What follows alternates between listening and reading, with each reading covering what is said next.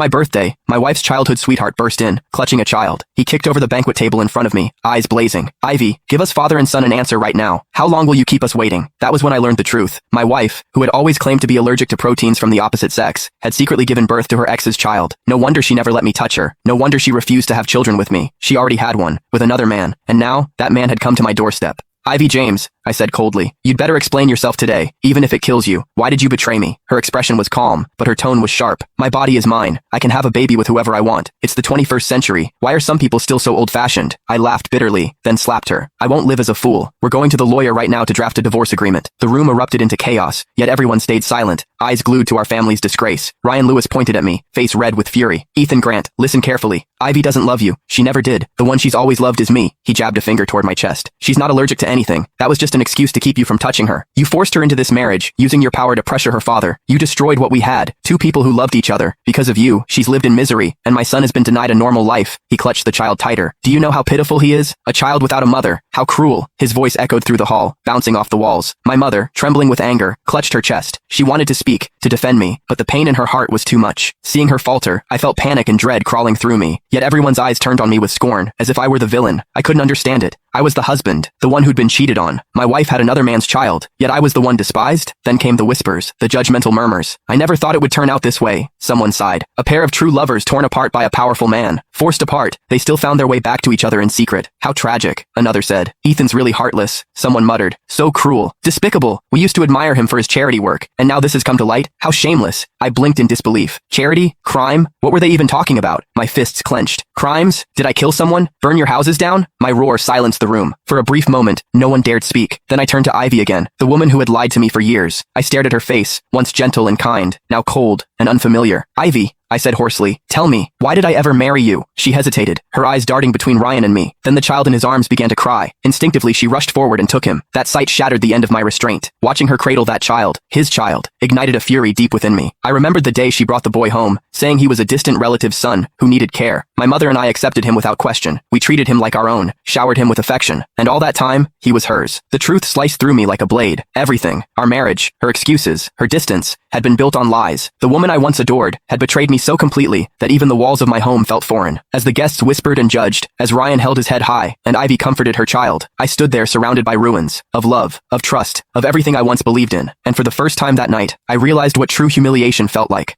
Now I'm being told that the child I cherished like my own was the illegitimate son of my wife and another man. The humiliation burned into my soul, a wound that would never heal. To save Ryan's pride and protect her bastard child, Ivy spoke with cold indifference. It was you who framed Ryan in front of my father, she said flatly. That's why he forced me to marry you.